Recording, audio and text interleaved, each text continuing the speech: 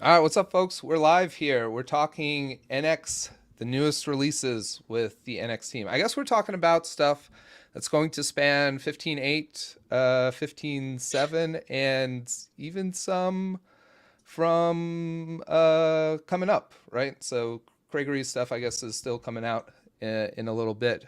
But Jason, you're kind of heading up a lot of our NX stuff. Do you want to give us any kind of remarks about how the last iteration went? Anything that stood out to you?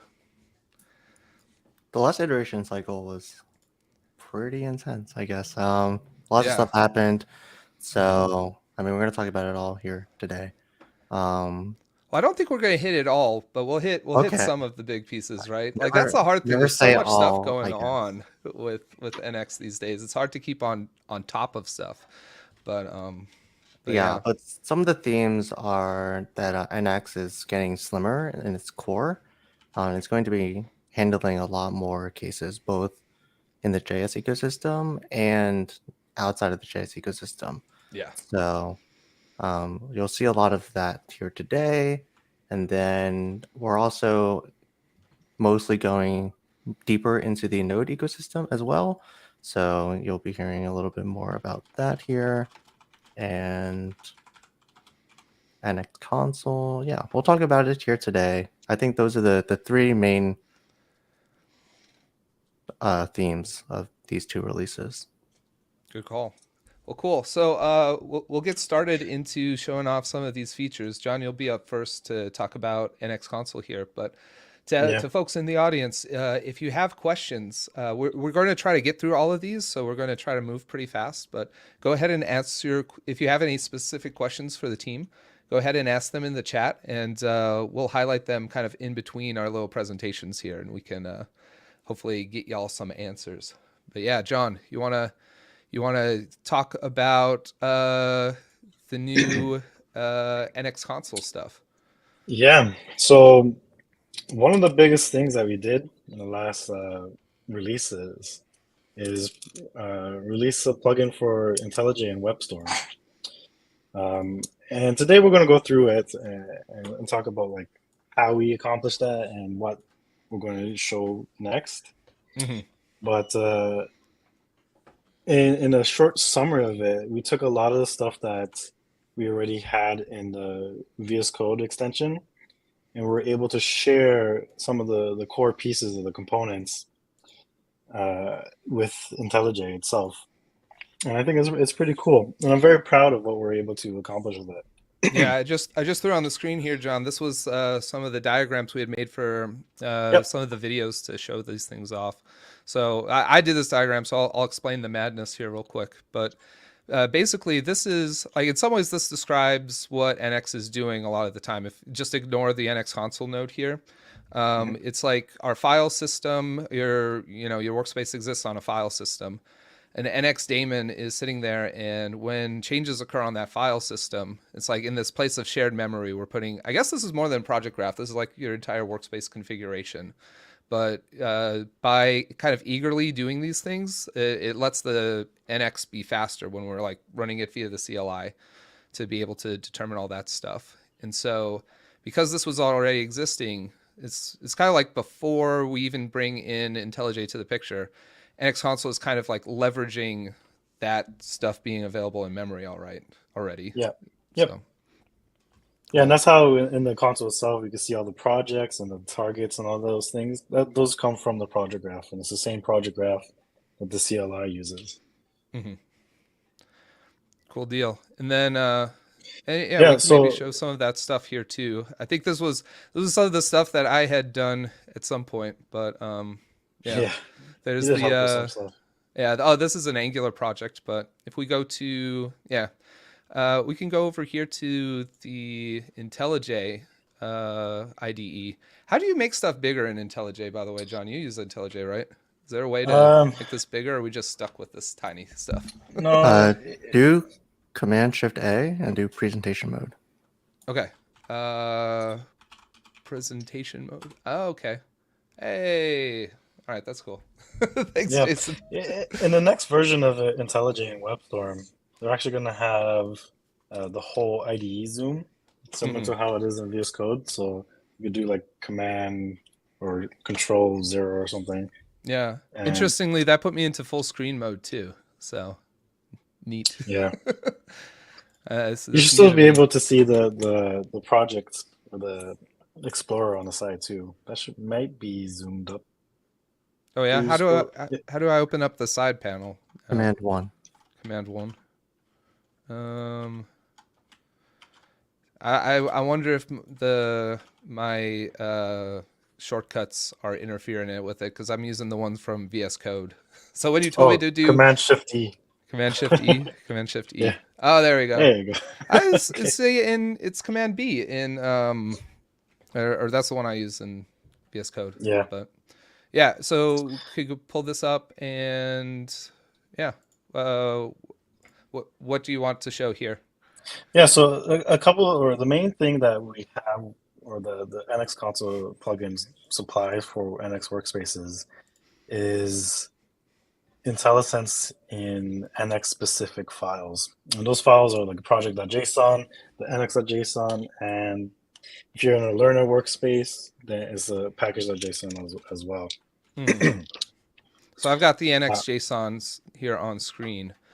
yeah. So that'll show like some information about like the plugins I guess we have installed here. This is actually a workspace I was demoing NX Spring Mhm. Boot. So this is probably maybe an interesting one. But you can see like we also have Narwhal React in here. If we Yeah, jump yeah. into project JSONs here, I guess like we could show maybe, oh, that's the proxy config, but project.json for here. Oh no, that's proxy config. Project JSON. There we go. Okay, so All here right. we go. So as we update stuff here, let's say we turn build into build foo. I guess we can pull up in like, would that be in like the generate UI you want to show? Or It wouldn't be in the generate UI, but it'll be in the cacheable operations in the oh, I see. NX.json Yeah. because that's So a target. yeah, So if you save that, so we've updated a target name inside of our project JSON, and now because of the language service, if we do like cacheable operations here, I guess build foo should be there. build foo should be there. Do we need to restart something or anything like No, you that? Or shouldn't maybe have to. did I not save? I wonder. No, it's okay. All But right. it should show up in there. Like all the targets in your workspace will show up in there. Yeah. But like there's a bunch of different properties that we have that will provide those IntelliSense completion items for you. Yeah. Cool deal. And then, like I was saying before, there was parts that we shared between VS Code and IntelliJ. And one of those parts was, again, like the language server, Right. where like a couple months ago, we started moving everything to the language server for VS Code in preparation for actually getting this in IntelliJ. Mm-hmm. And part of if anybody remembers the talk I did in the NXConf in October, I talked about it a lot in there, how we're going to eventually get it in IntelliJ. And now it's here, so I'm very happy with that. The other part is with the generate UI. So if we go back into your WebStorm or IntelliJ, whichever one you're using, Yeah. and we do generate generate UI. I'll just pick whatever one. Pick a React application if you want. All right. That one has So a we'll lot of say, options. there you go. So yeah, so the view here, or this whole panel itself, is using the exact same implementation that we use in VS Code. If you go back to the VS Code one and you do generate, you have like the same flow or the same UI looking stuff. Yeah. So I guess so. This is an Angular one, so Yeah, it's an Angular generator. we don't have the and same generator, but this is the same web view, right? That's yeah, being it's used across exactly both of these.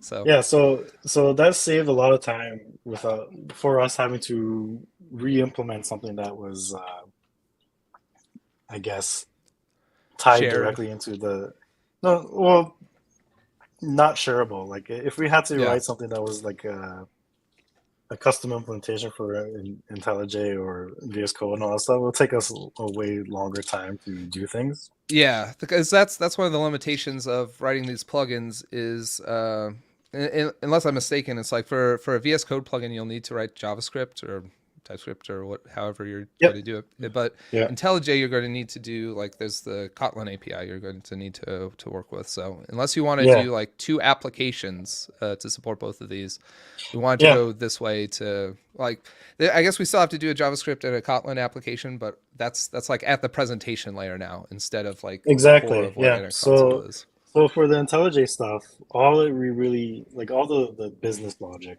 for your workspace stuff happens with the language server. Mm-hmm. And we just need to make sure that IntelliJ or Kotlin code is able to communicate with that process. And then with that process, we could just request certain things, and then the language server will give it back to us, and then we just present that in a way that uh, the IntelliJ UI expects, which is basically Kotlin stuff. Right. Very And cool. it's pretty cool. Yeah. An interesting side effect there is this little guy hanging out. Is we Yeah. have some support for The- NeoVim now because it's just the LSP, right? So yeah, pretty much any editor or anything that supports the language server protocol mm-hmm. can use the NX language server. And with NeoVim, they have their LSP config, and you should be able to just set up NXLS. You could Mm-hmm. do it with Mason because I'm pretty sure we have it in Mason. For people who know NeoVim stuff and those plugins, Mason is something that should be recognizable by those folks. But you should be able to download from there, and it should work. And if you configure it to just run on your JSON files. Yeah. Well, sweet. It's been awesome to see all the stuff you've been able to do, you and Max, John, with NX Console, and yeah, looking forward to. We'll be doing another video on all the new releases to IntelliJ for 1.2 next week. So, looking forward to Mm-hmm. showcasing all of that stuff, and I guess going forward, y'all are trying to move towards feature parity between our two apps. Yeah, So, pretty much. For the next like big release, so the big effort for the IntelliJ one is to get the project graph in, mm-hmm. and that one is coming along pretty well. And we'll talk about that more when it's closer to release. Awesome, dude. Well, sweet. Thanks, John. We'll come back to you later when it's time for Rust. But Yeah. Jason, I think you're up now. Now, Jason, we had Leo and Column, who we would have liked to have on here, but it's really late for them right now. But they did some interesting work on Angular. Let me just throw up the NX version matrix here, because one of the cool things I think about what we did this last iteration was detach dependencies. So you'll see in like our matrix, there's like some distinct versions of NX you had to use with certain versions of Angular. And yeah, we've made it so now this matrix looks like, as long as you're like on what will soon be Angular LTS, you just need the latest version of NX. So that's really awesome. Jason, do you want to talk maybe a bit about some of the work that we took on to make that happen? Yeah, so for like years now, we go to clients and we ask them like, "Hey, what version of NX are you on?" And they tell us a version that's pretty pretty up to date, but not really. They're like on, you know, the latest -1 or latest -2, and we never really get the answer like, "I'm on the latest that you just published yesterday." Right. And that's what we really want to hear. And whenever we ask them why, it's always generally because they don't want to update their runtime dependencies. So Right. by updating NX back in, I guess, like version 14, you would get moved all the way to Angular 14. So we wanted to fix that. What we did is we made sure that all of our generators and our executors were backwards compatible to work with Angular 14. So now we are going to be able to move to use NX 15 and even 16 in the future to work with Angular 14. We can't go all the way back, but we are committed to staying up to date with the long-time support versions of Angular. So up So until LTS will always be the last two major versions, right? yes, I believe so. Yeah.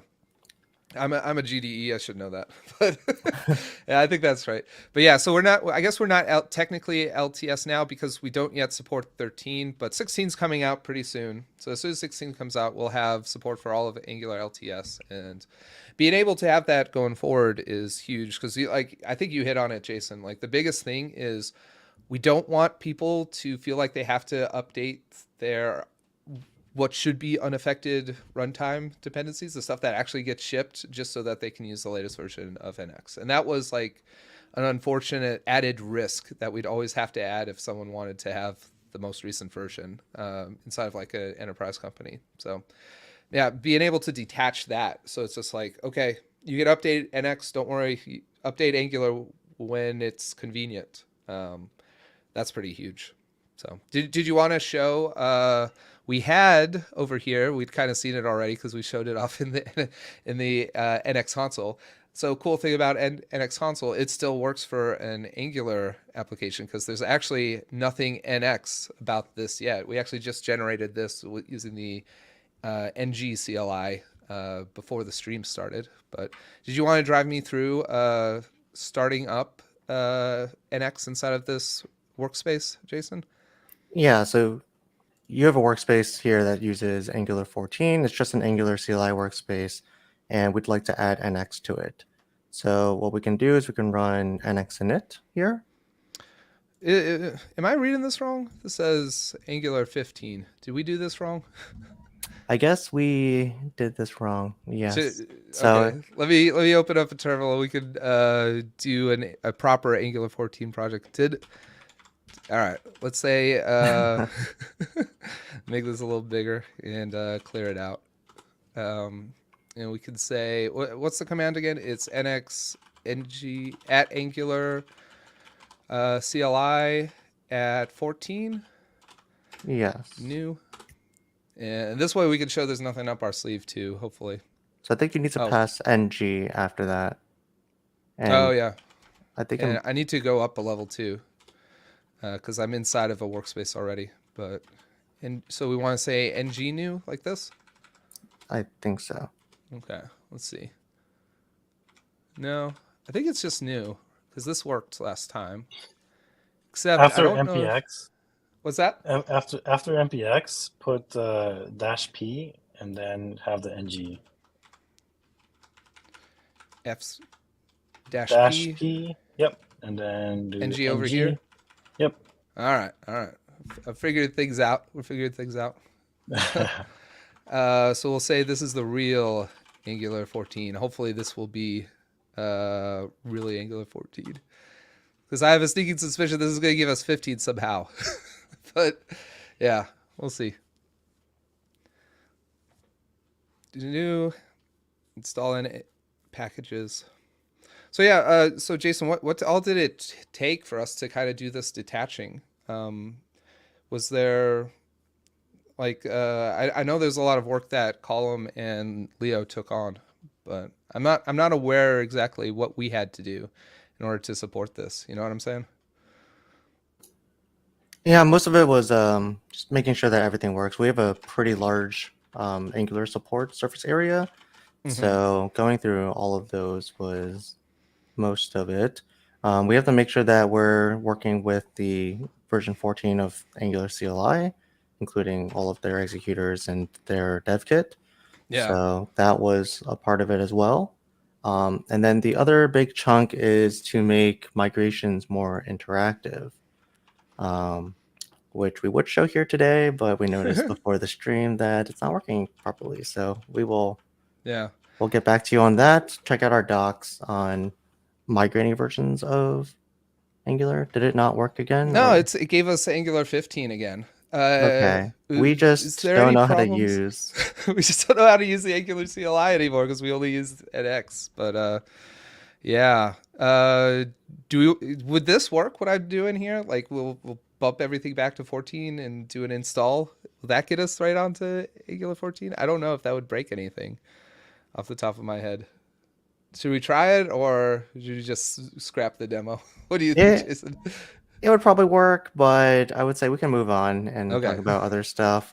Well, what we were Um, going to do is show, here's an NX14 workspace. You can run NX init if you want to do this by yourself. And or if you have like an Angular 14 application that you want to use NX with, you can just run NX init, and you can by doing so you'll get to an application that is using NX, and you can use the most recent version of NX, but you don't need to bump necessarily your version of Angular. And by bumping your version of Angular, you are changing like the actual code you'd be shipping. So that's your runtime code. We don't necessarily want to do that for supporting NX. So yeah, really cool stuff there. But yeah, let's move on to next some cool stuff from Caleb. Deno. Now we already did a whole live stream on this, so we'll maybe keep this shorter. But yeah, let me maybe do like a new terminal here, and we can make a new like React workspace. And yeah, maybe Caleb, you want to talk about some of the work y'all did while I get this set up? Yeah, so we launched initial support for Deno, or a Deno plugin specifically to build Deno apps inside of NX workspaces. So that was kind of released like between 15.7 and 15.8. So that's kind of what we're talking about it here. But basically, it's just kind of initial support to allow you to build your Deno apps, but still have the kind of familiarity with NX that you're used to. So being able to generate a bunch of projects or libraries, being able to use them, and then run like affected and still leverage Deno as well. And then that also gives the opportunity to start, if you're interested in migrating from an Express API to maybe a Deno API, or just using Deno for a lot of projects coming out like Edge functions, or leveraging like Deno a lot. So being able to write that alongside your Node applications at the same point in time. So that's kind of like the main focus of that support and what we did. Yeah, and we have more support coming for that as well. But to me, the killer feature is for NX is kind of like this idea of full stack support, right, and being able to have like inside of the same workspace a Deno app for your backend, but shared TypeScript interfaces with your like React front end code. That's the killer feature that I've always wanted, and I've always been like, oh, I wish this worked. So it's cool to see it working now. Yeah, it's a really interesting story too, because I think the migratory story is actually very interesting in that aspect, because if you can build your projects in NX, like we have this React app or an existing application, you can over time just extract that out into like your types into their own projects inside of NX. Mm-hmm. And then be able to then build this Deno app and leverage that exact same type. So you can essentially slowly move over, but the the output is the exact same, but internally things have been moving around, and it's just very interesting to see. Yeah. Well, so I've got now, we can see the project graph here, just the React application. Right. So we want to do like, I guess npm add d at narwhal Deno. Yep. Go out and install it. And let me just show folks too, because this was something that came out in some of the videos we put out. You want to make sure that you do have Deno installed on your system for this to work, because it is going to use Deno to figure out some stuff on the project graph. And if you don't have that, right now things kind of blow up, right? So yes, yeah, that'll be fixed here shortly. That's literally what I've been doing today. Oh, awesome! Is making it more obvious of what's happening inside of the plugin. But very cool. But now that we have, so we've installed the Deno plugin. Now we can do npx nxg narwhal Deno application, for example. We'll just call it foo, I guess. Sure. Create a. Oh, look at that. That was quick. the NX graph updated. Fast. Here's this. We can do nx serve foo to serve our Deno app. There it is. blazingly fast. I love it. And maybe let's do Generate NXG a library here. Yeah, like what? Let's just do like a JS lib. Sure. Call it we just call it some interface. Yeah, Yes, because I there just we want go. to show like, yeah, We don't need whatever. no testing. Get out of here. Doesn't matter. So there's our interface lib, and we could just do here. I don't want a function. I want to export like an interface. What's a good interface to export, Caleb?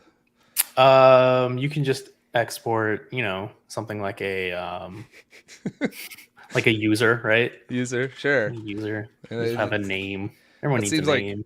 Yeah, name is a string. Yeah, we're numbers. Our names are numbers. Actually, we're all just don't worry about it. Yeah, that's a much more efficient world, It's right? so much We efficient. were all just name How numbers. fast you can sort. Let me tell you. Cool. So we're exporting this user.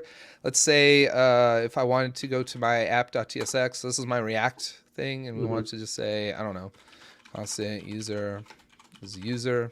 There it is already. I'll just say, let's use let for now, so that we don't get screamed at. But now, I think if we go back to the graph, maybe I have to restart that, but show full project graph. Okay, so there's the edge between our React test and the interface, and here comes the moment of truth. Jump into like, I think it's the main file of our foo. So this is our Deno app. We just do the same thing. Let user is a user. Yeah, so this will import it relatively from your workspace. You'll need to, if you don't have, I don't know if you enable the Deno extension in this workspace. I don't know if you keep it off by default. It should be on, but I wonder if maybe I have to restart it. Probably. Restart the Deno language server. No, let's see. No, Like it's saying it's there. It's just it's probably. Oh, it did grab it. Yeah. It just the IntelliSense looked a little bit different than what I was used to. But there it is. So that's the relative import. So that'll be the relative import, and this is just because Deno uses a different import mechanism than the TypeScript paths. So they use the import map specifications. I'm skipping ahead of you, but yeah. Yeah. But, So inside there, we can actually manually set up paths that we want for, say, cross-dependency libraries. We could do that. Yeah. So I'm just going to like grab the paths, I guess, from the TS config. And that's just the same thing, right? And just throw that in. It's a little bit different shape, but it's close enough to paste it. And instead of an array, it's just a string. Okay. Yeah, I think I knew that. Instead of just libs, it's / first. So a relative path. Oh, I see. Cool. And then that index tsx, it'll whatever's inside that file, it'll grab from. So I don't know if we want to actually export the subtype or not for the user file. Since index is set up to work for Node, we'll need to import the specific. I see. I see. So we actually want this to point at what was the name of that interface? Interface. Yes. Yeah. Source. Oh, so lib / interface. Cool. Yep. Oh, look at that. So that works. And then there you go. So then now you basically have this dual wielding type for runtimes. Yeah. And as I mentioned today, I'm working on Deno. They're coming soon. There'll be support for a generator to do this automatically for you. So you could point to an existing Node library, and it'll create this import map or this entry in the import map for you. Yeah. And then you can also generate a Deno library with a Node export as well. So you can have both if you want to as an option. Well, I like it just because the way it shakes out, like that looks the exact same. Like there's a little bit different setup we have to do, but the import statements look the same across, which is, I like that a lot. And maybe if we just show the project graph again, there's the edge. It's beautiful. Everything works. So cool. Thanks Caleb, for showing that off. And we'll check out the channel for, I think we did like the full live stream you could catch, and then there's the sort of more abridged version where we kind of run through creating a to-do app with Deno. So that's cool. All right. Next up, I have on the schedule Rust. John, what do you want to show here? Do you want to like do this in light of the diagram we were looking at before? Yeah, we could talk about it with the diagram, because Sure.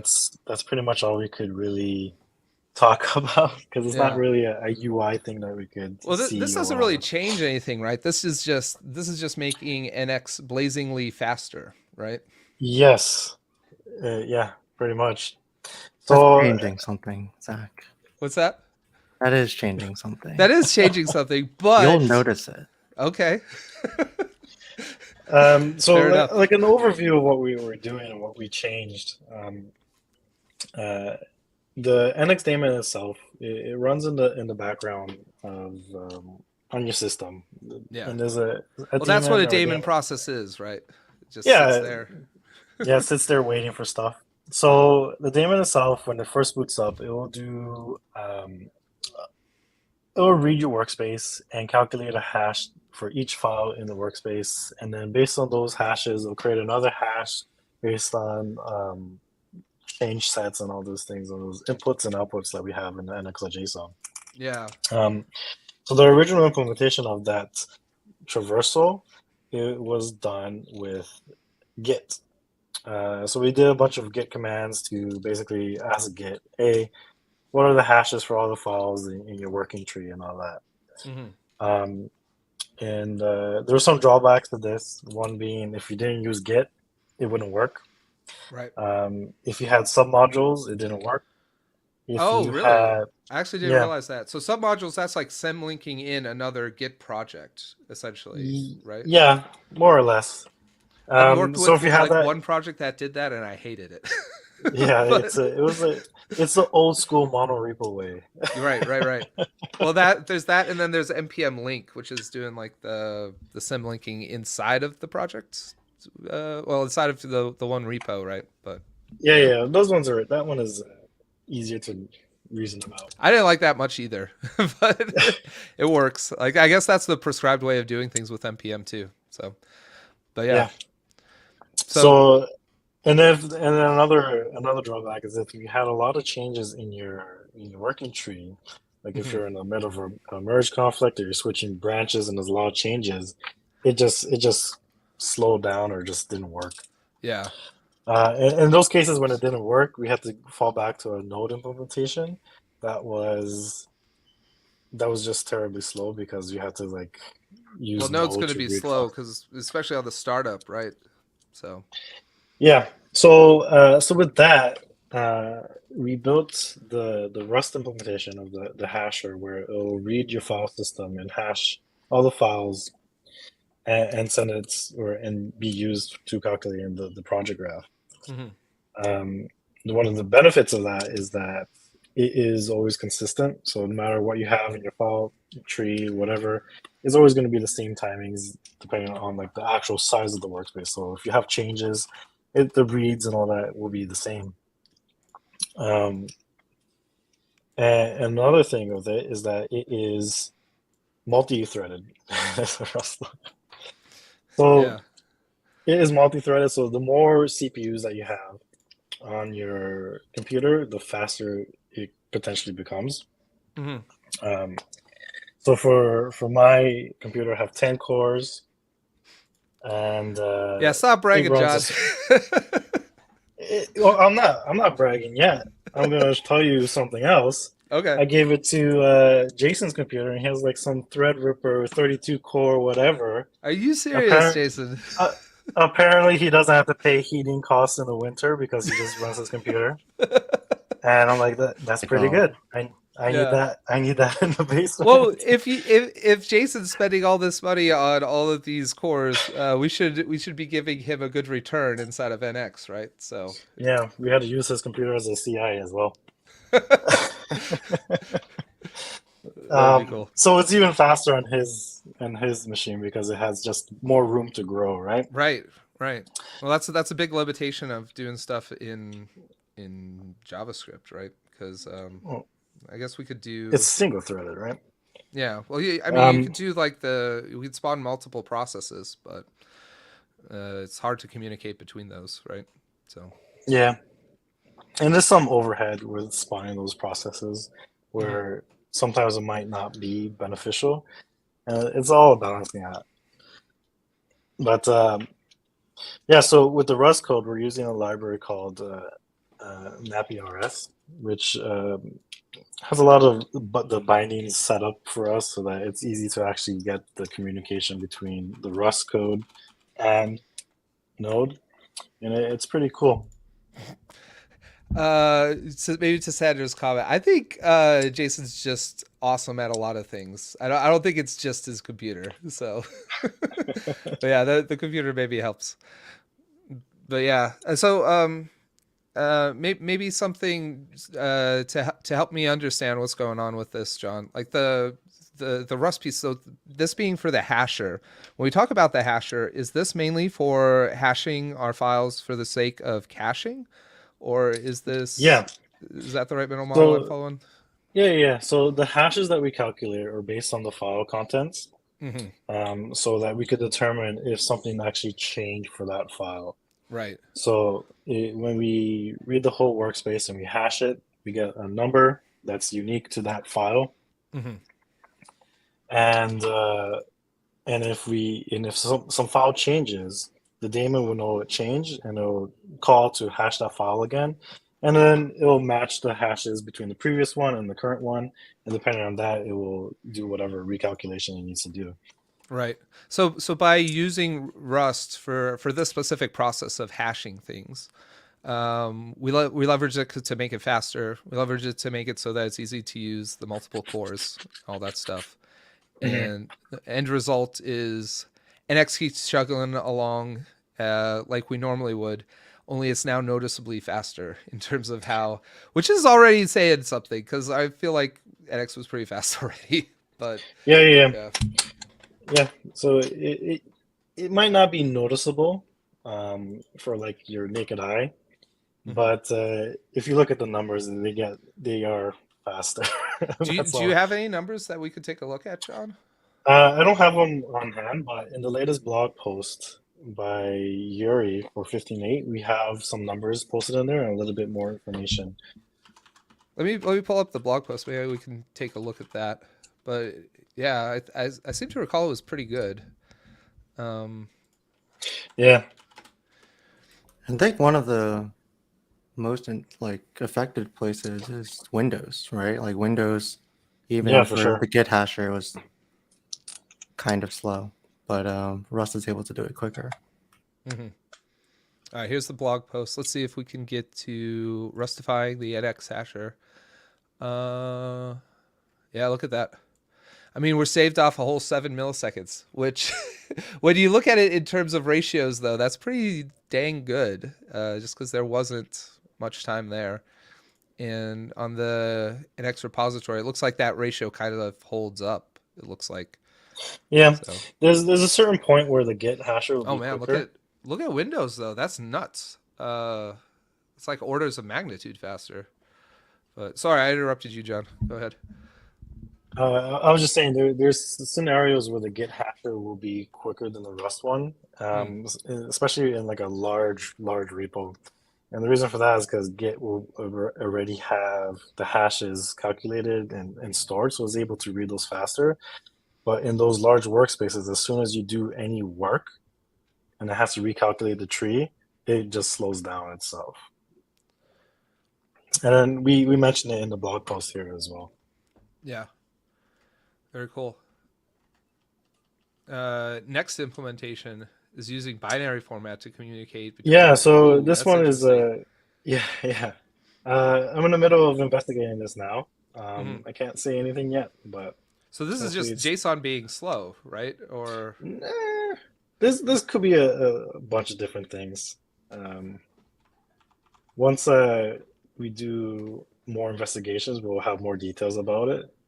But this is just a preliminary thing of just more to come.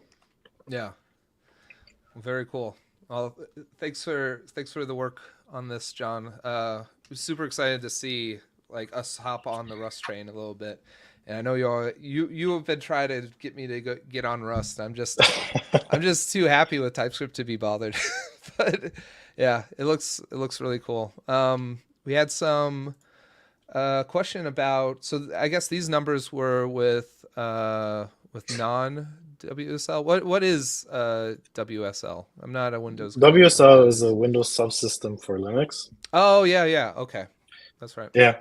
So the timings for Windows subsystem for Linux is the same as like the other timings, or it's not that big of a gap Hmm. because it just uses a different file system. Yeah. Gregory's in the chat answered people already. So, Oh yeah, that's pretty much it. It should be similar to like the Unix ones. yeah. Well, that's cool. So WSL on Windows, and you get up to the same kind of. Well, I Yeah, guess like if you look at our numbers, I guess they're a little bit different. yeah. Like the thing with Windows is that usually you would like you have two ways of working now. You could use the Windows subsystem, or you could just use Windows itself. Hmm. And not everybody uses the subsystem for Windows because it uses just additional RAM and all that. Yeah. And some folks just stick with just regular Windows. Hmm. Well, very cool. We have a question here about RS Pack. So I guess talking about Rust. So RS Pack is a project that we've been working with the team on. I guess it's mainly been Jack working on this. He's not here right now, but yeah, super excited to see this come in. So this is it like is it technically a fork of Webpack, or it's same people who work on Webpack are working on this, but it's using Rust. But you can use Yeah. the same Webpack plugins that you've used before inside of it, which is pretty huge for bundling. So don't count Webpack out just yet. I think this RS Pack could be a huge game changer in terms of like the bundler game, I guess. Put it up there with Vite and any other competitors that come into play. But yeah, Yuri's been working hard on like a video and I think another article about this as well. So yeah, stay tuned. I won't give away any spoilers just yet, but like you said, it's landed in just a couple hours, so we're ready for it, as far as I understand. Oh, and Jack's here. Hey, Jack. Yeah, so a rewrite, not a fork. Cool, but has interrupt. Awesome. So yeah, Rust stuff, making us blazingly fast. I like it. Gregory, I think we'll move on to you, and maybe after you, we'll hit any other. Maybe Jason could give us a little preview of what's going on next. But yeah, Gregory, what do you have for us, sir? Yeah, so mine's a little bit of a preview too. We're working on kind of renaming some stuff and moving things around. But one of the things we've been working on is making NX something you can use more readily in workspaces that just don't have a root package JSON or node modules. So you commonly see this if you were working in like .NET or Java or anything other than JavaScript. You wouldn't have that root package JSON. And we wanted to make it to where you could adopt NX without having to add in all this stuff. Right. So I've got here, I was cleaning things up a little bit from when we were running through it, but this is, so you do a lot of .NET stuff. In particular, you run our .NET plugin, right? So yeah, so in the past, I've done a lot of .NET stuff. Nowadays, most of my exposure to .NET is just through the community plugin for NX. Gotcha. So it was kind of fun to revisit this to get this repo spun up. Yeah. But I guess what you have here is sort of a .NET. So this is a .NET workspace, but in its current state, I was just cleaning some stuff out, so that's maybe a spoiler. But in its current state, there's nothing NX here at all, correct? No, there's nothing related to NX in this at all, as is. Everything that you see was generated through the .NET CLI. Very cool. So it's adding NX to this before would have involved adding a package JSON file and doing a bunch of other stuff that would have seemed very foreign to someone maintaining a .NET workspace, right? Yeah, so before, the easiest way to add NX to this would have been to create a new NX workspace and then move the code over. Oh, okay. Yeah, that makes sense. But with some of the work you've been doing, we can kind of like skip that, right? Yeah. Cool. So you want to drive me through doing this? Yeah, right so in now? the current released version of NX, you can run NX init -- encapsulated to do this. Like I said, this is a little bit of a preview. We're going to be renaming that flag, and most people Yeah. won't even need that flag. So Yeah. So going forward, well, this command will look a little bit different, but Yeah. the effect will be the same, right? It's just we're trying to figure out the right name or the right mechanism for yeah, the right name and the right doing flow. this part. Yeah, exactly. Okay, so we'll hit this off though, and You do did I at do something latest wrong? for NX. Yeah, NPX make sure you do at NPX latest. NX at latest. Oh yeah, It's probably hitting a cache. yeah. There we go. There we go. Very cool. So NX is going to tell us, oh, I guess something failed there. But NX is going to tell us what it did here. So we do generate an nx.json file. Yep. So this actually wouldn't look too foreign to a .NET project. I mean, there's some JSON files in here that already makes sense. And then so NX kind of becomes like a shell script is what it looks like, right? Yeah, so whenever you run this, you get a shell script and a batch script for Windows that lets you invoke NX directly without having to go through NPX or anything like that. Right. Very cool. So shell script over here, bat script for whatever Windows folks are doing. Yep. And then we have the .nx file over here, and that's going to be, I guess this is what those shell scripts are calling, right? Yep, this is what the shell scripts call. It's a wrapper. What the wrapper does is it just ensures that whatever version of NX is being managed inside of the installation folder is up to date based on your nx.json. Very cool. So now if I want to run NX from the terminal, I'm curious, with the command failing, did something not work there? But I should be able to do like -- version, right? Theoretically, yeah. Let's see. Okay, there we go. Yeah. That worked. Yeah. For whatever reason, the npm install is what was reporting failed. Yeah. So whenever you're using the wrapper, we still use npm under the hood to manage the installation, and that's the error message we were seeing before. Gotcha. Cool. Well, yeah. So now, I just still need to call it /NX, right? But now, Yes. no node modules, I guess, anywhere in the root that Nope. we'd have to worry about. But things Yeah, just nothing kind of there. work. So And also, if you were to install NX globally with npm, so like if you've done npm i-g NX at latest, you'd be able to use that to invoke these shell scripts, or more accurately, to invoke the wrapper. So Gotcha. that would work Okay. even if you were like inside of your API subdirectory or something like that. Makes sense. And you sent me this link over here too. So this is .nx and the NX wrapper. Is that kind of what we're calling it? So .nx? we're kind of referring to it just as a .nx installation. There's Okay. not really a name for the feature. Cool. But yeah, this is live here on the doc site now, right? So let me drop that in chat in case people want to pull it up. But yeah, it looks quite cool. And I think this is a huge step for us too, because a lot of the stuff that NX does at its core is like, there's no reason it should be only limited to JavaScript, other than maybe the fact that most of us write JavaScript. So Yeah. being able to do this with .NET is really cool to see how this kind of support for it. And I think you had like at some point you had shown me some numbers on how NX had actually increased or significantly boosted the build speed for so .NET projects. Just in that demo repo we had open. Yeah, let me pull it back up. There we go. So this was reset to before the benchmark was ran. Let me pull it up on GitHub and I'll send you a link to the benchmark results. Sure.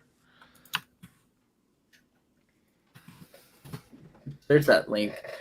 And what this benchmark measures whenever we're looking at it is just the time to run NX build API or .NET build API for the repo, and it was running at 50 times, I think was the number whenever I ran the benchmark. Yeah. So this is NX time was 21 seconds. .NET time was a minute 30. So that's intense. That's pretty good. Yeah.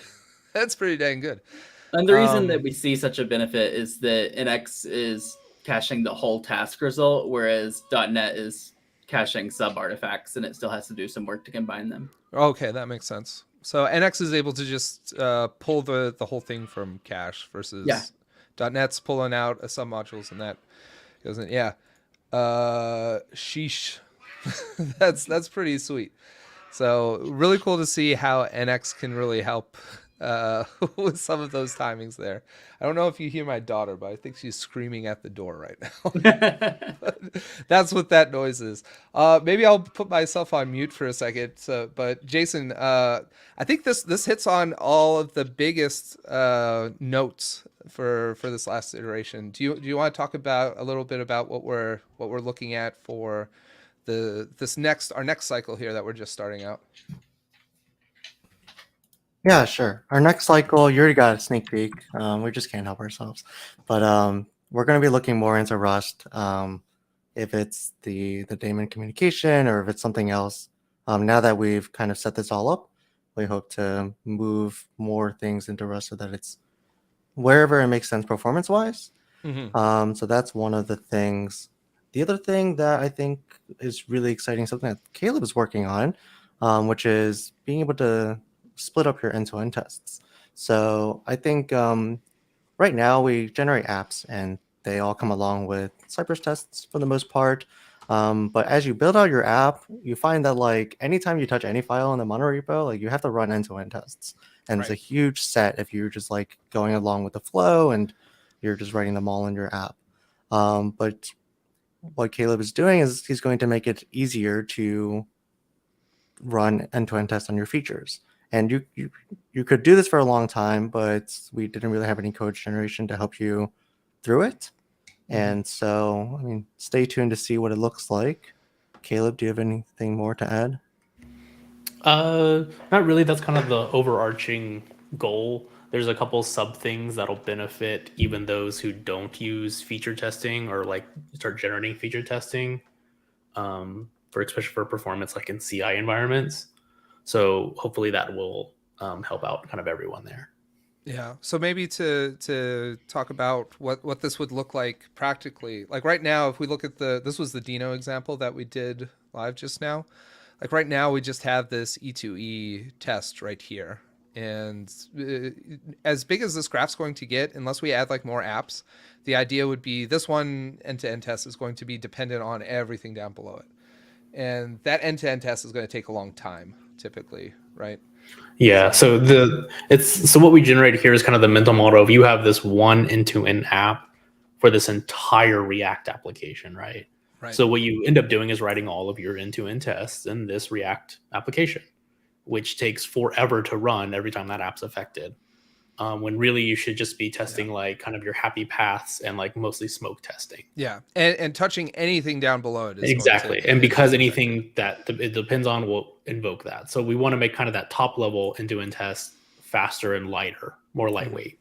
So what we do is we're going to basically allow you to generate. So those interfaces, if that was kind of like a feature of this React, so like a specific page or like your sign-in flow, right? You'd be able to generate kind of an end-to-end target alongside in that project itself. So then you can just run those specific feature tests in this library instead of the parent.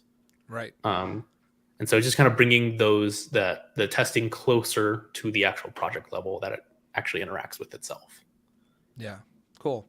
So that way, like if there was an end-to-end test specifically just for this interface node down below, but all we did was change code up here, up top, this end-to-end test would be split up between those two. So right. We'd only have to in theory, we'd only have to run half of the end-to-end test as we should, because only these ones should have been affected. And and the goal is also, so like even if you did change interfaces in this case, the goal is to be able to run those end-to-end tests in parallel to begin with. Oh yeah. So right now there's a lot of like kind of issues where you'll get like port conflicts or things will like take forever to spin up your app dev server and all that stuff. So we're working on making that faster as well. So then you can basically run these two end-to-end targets in parallel in CI and correctly kind of get those tests out. Just pushing yourself in the right idea of Yeah, like, just setting you up for success. Yeah. well, success, especially for testing, right? Because you Yeah. don't need one huge suite of end-to-end tests. Usually you're working on a feature at a time, and you'll be able to like isolate your thinking. Right. Cool. So what this will look like is kind of more. I've got Cypress pulled up here, but more Cypress generators to kind of support that flow. Is what that's going to look like. Cool. Mm-hmm. Very cool. Yeah. So you sent me the NX Rust demo here too, Jason. This looks pretty cool. So This is backtracking a little bit, but yeah. everything that you saw for the .NET example is Mhm. also true for Rust. Yeah. So And we're using also- /NX here. Right? Yeah. So that's showing the preview that Gregory was just showing us, right? So Yep, the same thing there. And for any language really. So in the future, you can expect Java to work with this as well. mhm. Yeah, we had the live stream with Teen earlier this month to show off the Spring Boot plugin that he did with NX, and I know he was excited to use the new .NET or .NX installation to kind of sidestep that. So yeah, really cool. I'm just excited to see more Rust stuff here. Even if I can't be bothered with it, I know it's the new coolness. So nice to see us being able to support that. But yeah, anything else for the new iteration, or anything else in general you want to hit before we sign off here, Jason? I'll do one more. Yeah. Right now, when you run a command via NX, sometimes it's a little confusing, like what's actually going to happen. Yeah. But once you figure out the command, like it's beautiful and it works in the right order, it's quick. But it would be great if you could kind of see like how it would look, right? So if you could pull up the graph right now here, Zach, Just just pull it up in the browser. Oh, sure. X graph. And another sneak peek, you will be able to view this same graph that we're going to take a look at now in VS Code. And IntelliJ, John, we're going to make that happen. If you go to the top right or top left, there's a tasks view, right? Yeah, so you can so do the the drop down, for hit tasks. And now you can see target name down below, right? And you have some that are build, right? And if I were to call build or foo build, right? You can select foo in the left bar. Like app projects, yeah. Gotcha. You kind of deselected one, but same thing. React test build production, right? So like you would run this by doing nx run react test build production, but when you're running things like run many or affected, it's hard to tell what's going to happen. So we're going to have a flag coming soon, which is tentatively called --graph. So you'll be able to pass that after any command that runs things, but instead of running it, it's kind of like a dry run for generators. Oh, I see. Yeah. So it will open up this page in your browser so that you can see exactly what's going to run as NX sees it. Oh, that's cool. So that's going to be really cool, I think. You're going to be able to do the same thing from VS Code and IntelliJ, like I mentioned. So yeah. Imagine you go to a project and you say, like, show me the graph for the build. Yeah, so if I were to do something like nx run many --target equals build. So, and I added the --graph option here. The idea is this would open it up in a browser. It would show us the task graph, and it would show, I guess it would show all of the builds, and would it also show all of the tasks that would run because it depends on those tasks as well? Yep. Oh, that's awesome. That's really cool. Yeah. Exactly what this would run, just in a visual form. My thoughts exactly, Potsa. But yeah, very cool. There's more, but we're short on time, so those are I know. the big things. Well, I'm just excited for a lot of the stuff that we've been able to hit this last iteration, and where we're going to. I think this is awesome, especially the visualization of these tasks. I would love to see at some point, just like as we run tasks, just see this graph kind of getting checked off as we go. But yeah, it is what it is. And looking at the Primogen posted a tweet not so long ago about just like TypeScript monorepos, like what people are using. There were so many NX people chatting in the thread there, and I think it was like 80% or so. Maybe I'd be generous there, but it was really cool to see people responding to the work we've been doing. So props to all of y'all and everyone else on the NX core team that's been working hard on this. Our team's even bigger than what we've got on screen, and it's been really encouraging to see us put more engineering effort onto this and see what we've been able to come out with from that. So thanks y'all for coming by. We'll close up the broadcast. Feel free to, any other questions y'all have, hit us up on Twitter or in GitHub, and yeah, we'll catch y'all later. Bye. See you, everyone.